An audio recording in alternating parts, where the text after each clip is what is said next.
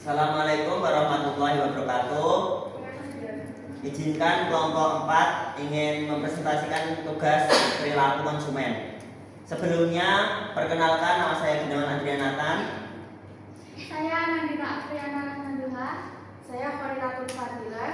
Dan saya Agus Purwanto. Baik.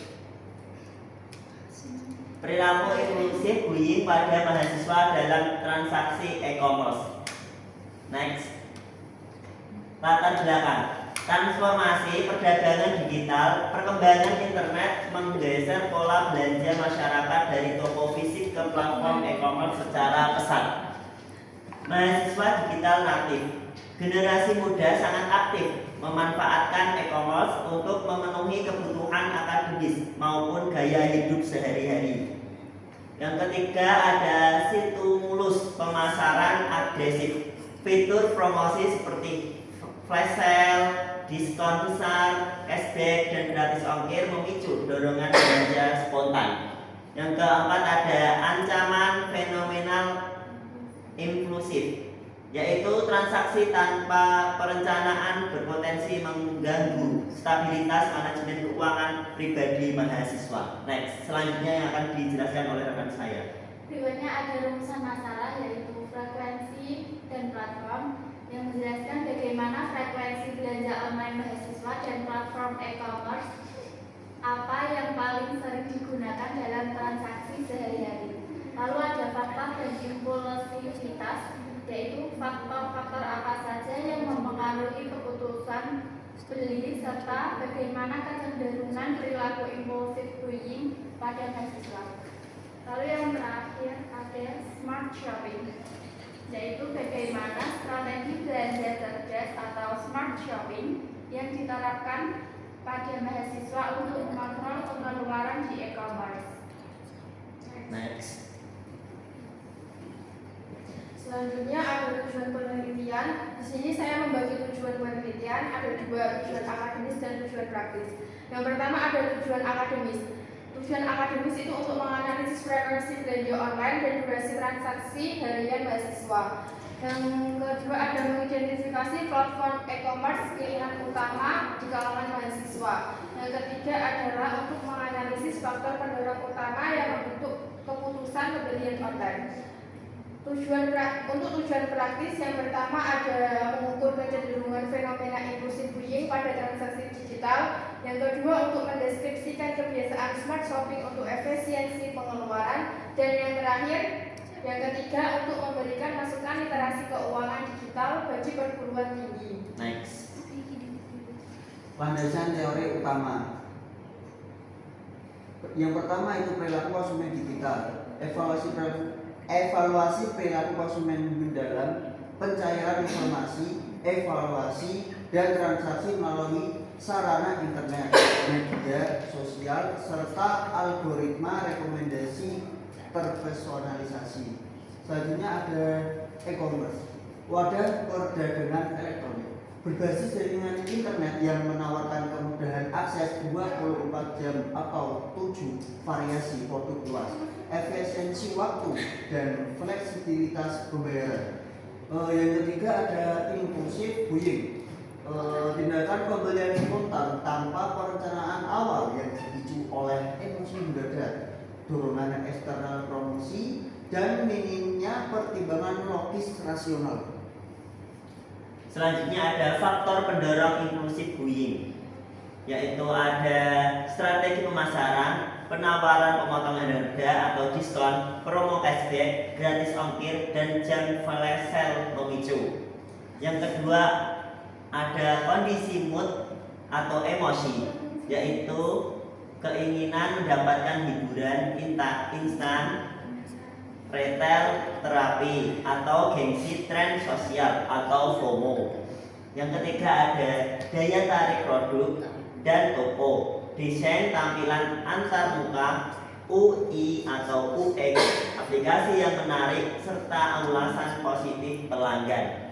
Yang keempat ada pengaruh media sosial, yaitu rekomendasi konten dari influencer, ulasan TikTok Shop, dan iklan digital secara masif. Berikutnya metode penelitian. kami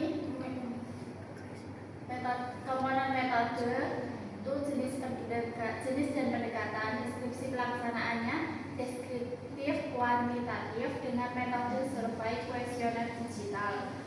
Komponen metode lokasi dan waktu, deskripsi pelaksanaannya di Politeknik Balikpapan Jepara. Pelaksanaannya tanggal bulan Juli 2026.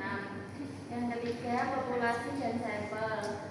Deskripsi pelaksanaannya mahasiswa pengguna aktif platform e-commerce, yaitu 10 responden. Yang keempat, teknik pengumpulan data. Deskripsi pelaksanaannya itu kuesioner terstruktur via Google Form, 10 indikator pertanyaan mendalam. Yang terakhir ada teknik analisis data. Deskripsi pelaksanaannya analisis statistika deskriptif kuantitatif atau deskripsi frekuensi dan persentase. Selanjutnya, hasil pertama yaitu frekuensi dan platform utama. Frekuensi belanja online per bulan itu rata-rata mahasiswa Politeknik Balikpapan 2-3 kali per bulan itu ada 60%. Lebih dari 3 kali per bulan ada lebih dari 3 kali per bulan itu ada 30% dan 1 kali per bulan ada 0%. Selanjutnya ada platform e-commerce yang paling sering digunakan oleh mahasiswa Politeknik Balikpapan. Yang pertama ada Shopee yang ada 70%, TikTok Shop 20%, Tokopedia 0%. Hasil kedua ada faktor keputusan dan promo. Mahasiswa Politeknik Balikpapan Jepara yang pertama promo dan harga murah itu ada 60%, kebutuhan mendasar 20%, ulasan dan rating produk 10%, kemudian aplikasi 10%. Dampak promo dan diskon dari responden adalah 90% responden mengakui sangat terpengaruhi oleh keberadaan voucher diskon dan potongan harga dalam mempercepat keputusan checkout. Yang kedua ada kategori produk terlaris, yaitu produk fashion dan aksesoris 50%, serta skincare dan kosmetik 30% menjadi kategori dominan yang dibeli secara rutin. Hasil yang ketiga, perilaku impulsif bullying. Pemicu utama transaksi spontan. Yang pertama ada tergiur promo atau diskon mencapai 60% menjadi alasan utama transaksi tanpa rencana awal. Yang kedua ada daya tarik visual atau lapar mata 20%. Foto produk dan promosi secara langsung atau streaming. Yang ketiga ada pengaruh tren atau FOMO yaitu mencapai 20%. Dorongan mengikuti gaya hidup akan sebaya. Dan yang terakhir itu iklan medsos mencapai 80%. Responden mengonfirmasi iklan digital sangat mempengaruhi keputusan impulsif. Jadi di sini mahasiswa Politeknik Balikpapan Jepara itu sangat impulsif bullying itu sangat mempengaruhi mereka. Dalam penelitian ini kami mencapai 80%. Oke, next. Nah, selanjutnya ada strategi smart shopping mahasiswa, yaitu ada strategi utamanya ada 60%. Daftar kebutuhannya yaitu membuat catatan skala prioritas sebelum membuka aplikasi belanja guna membatasi pencarian barang di luar rencana awal. Yang kedua ada penerapan yaitu ada 20%, yaitu alokasi anggaran, yaitu merupakan menentukan batas pengeluaran bulanan atau budget limit khusus transaksi e-commerce dan mematikan fitur pay later. Yang ketiga ada penerapan 20%, yaitu jeda waktu call off, yaitu menunda check out barang di keranjang selama 24 jam untuk meredakan emosi impulsif dan mengevaluasi esensi kebutuhan. Next.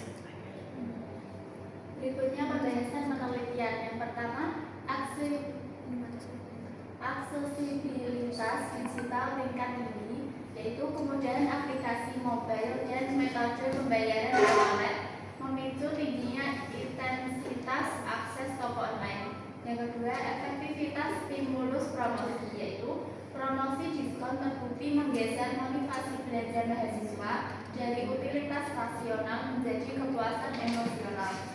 Yang ketiga, pentingnya self control, yaitu mahasiswa yang menerapkan catatan belanja terbukti lebih tahan terhadap jebakan promo impulsif.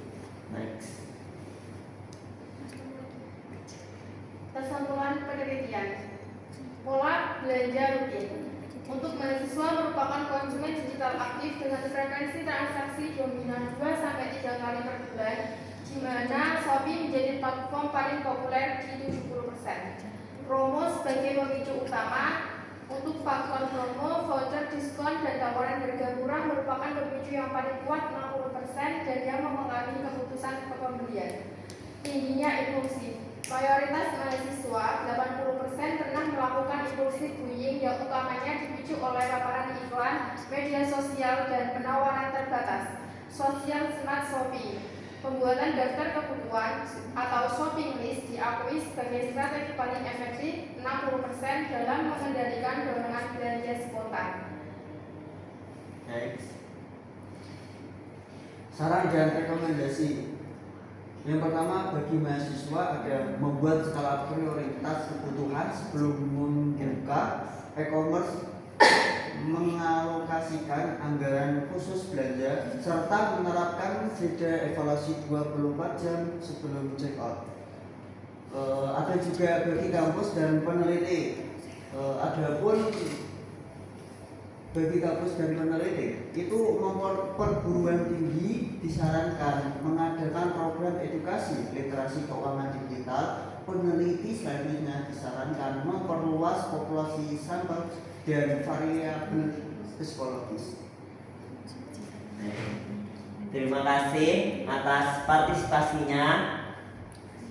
Sekian dari kelompok kami, kurang lebihnya mohon maaf. Wassalamualaikum warahmatullahi wabarakatuh. Waalaikumsalam warahmatullahi wabarakatuh. Aku serius. Yo, saya aku kan. Akhirnya